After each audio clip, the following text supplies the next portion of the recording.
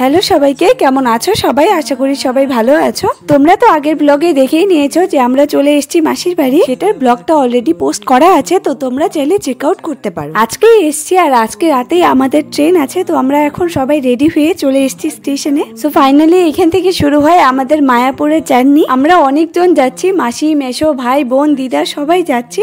তো এখন আমরা স্টেশনে এসে পড়েছি, ওয়েট করছি, একটু পরেই ট্রেন চলে আসবে। আর প্লিজ আমার ভয়েসের জন্য খারাপ পেও না, আমার গলাটা ভীষণ খারাপ হয়ে আছে, ঠিক হচ্ছে না, তো সেভাবেই করছি আমি। ট্রেন চলেও এসছে আর আমরা উঠে পড়েছি ট্রেনে। আর আমাদের আগের থেকেই রিজার্ভেশন করা ছিল, তো উঠেই আমরা শুয়ে পড়েছি যে যার জায়গা মতো, কারণ সারাদিন জার্নি করেছি, আবার এখন রাতে জার্নি, তো উঠেই শুয়ে পড়েছি, সবাই ঘুমিয়ে পড়েছিলাম। তখন বাজে ভোর 4টা আর আমরা নেমে পড়েছি নবদ্বীপ ধামে। তারপর যে যার মতো ব্যাগ নিয়ে চলে যাচ্ছিলাম স্টেশনের বাইরে, আর এইখান থেকেই আমরা যাব মায়াপুর। তারপর বাইরে বেরিয়ে আমরা দাঁড়িয়েছিলাম টোটোর জন্য, কথা বলতে গেছিল। টোটো দিয়ে আমরা এখন যাব লঞ্চ ঘাট। তো নবদ্বীপ ধাম থেকে আগে লঞ্চ ঘাট যেতে হয়, তারপর লঞ্চে করে মায়াপুর। আমরা পৌঁছে যাই লঞ্চ ঘাট, আর এখানে টিকিট কাটছিল, আর লঞ্চে টিকিট প্রাইস ছিল 10 টাকা করে পার পার্সন। কিন্তু আমরা গিয়েছিলাম নৌকায় করে, কারণ লঞ্চ চলা স্টার্ট হতো মেবি 6টা থেকে, আর আমরা পৌঁছে গিয়েছিলাম 5টা নাগাদ। তাই ভেবেছিলাম যে মন্দিরের ওখানে গিয়ে একবারে ওয়েট করি, তাই আমরা চলে গেছিলাম নৌকায় করে।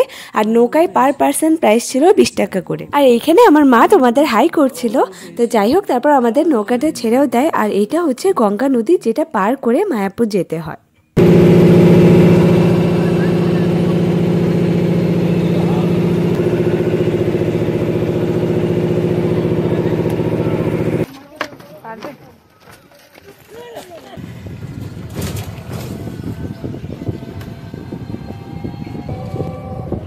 এপারে এসে আমরা এখন ডাইরেক্ট অটো নিয়ে চলে যাচ্ছিলাম মন্দিরে। আর এটা হচ্ছে মন্দিরের 1 নম্বর গেট, মেন গেট। আমরা নেমেছিলাম 4 নম্বর গেটে। গেট আলাদা আলাদা আছে, কিন্তু হ্যাঁ সব দিক দিয়েই ঢুকতে পারবে, সব দিক দিয়েই বেরোতে পারবে, এরকম সিস্টেম করা আছে। আর জায়গাটা খুব বড় ছিল। আর এখানে আমি তোমাদেরকে বাইরে থেকে একবার মন্দিরটা দেখিয়ে দিচ্ছিলাম। আর এইসব হচ্ছে ভবন। এখানে সকালে কীর্তন হচ্ছিল, ওখানে চারিপাশে সবসময় হরিনাম হতে থাকে। তো এরকম একটা পরিবেশ সত্যি ভীষণই ভালো লাগছিল।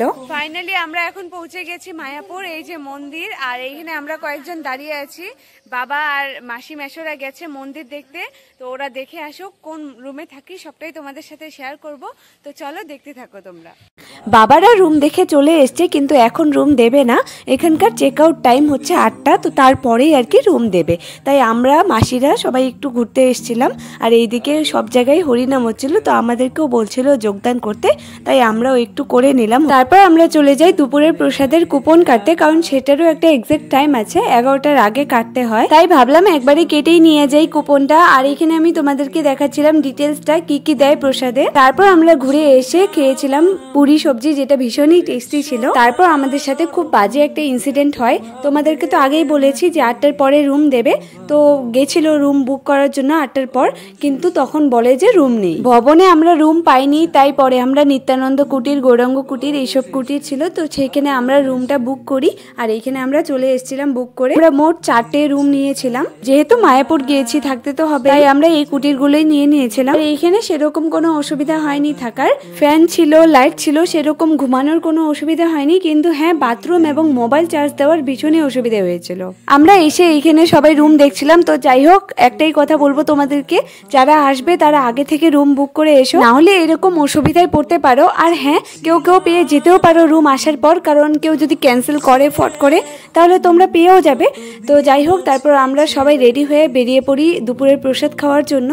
আমরা রুমে আসার পর শুকনো খাওয়ার যেগুলো এনেছিলাম সবাই, সেগুলো খেয়ে তারপর স্নান করে রেডি হয়ে বেরিয়ে পড়ি। এখন যাচ্ছি দুপুরের প্রসাদ খেতে। সেদিন ভীষণই রোদ দিয়েছিল, আর আমরা গেছিলাম খালি পায়ে সবাই, আর তার মধ্যে পাকাও খুব গরম হয়েছিল। তো যাই হোক, আমরা নামহট্ট ভবনে তখন সকালে যে কুপন কেটে নিয়ে গেছিলাম, তাই আমাদের এখানে 1টা থেকে 2টা পর্যন্ত টাইম ছিল। তো আমরা চলে আসি, আর এখানে অনেক বড় লাইন ছিল, সেগুলো পার করে যেতে হয় প্রসাদ খেতে।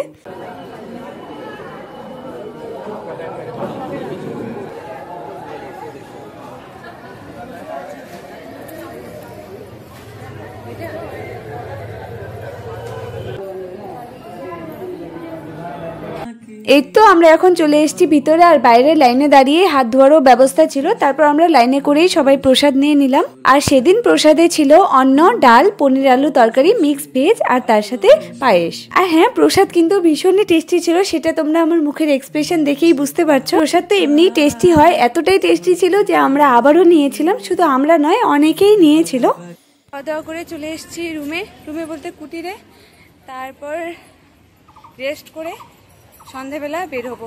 কালকে সারাদিন জার্নি করেছি, তার মধ্যে আজকে রুমের জন্য অনেক ঘুরতে হয়েছে, তাই আমরা অনেক টায়ার্ড।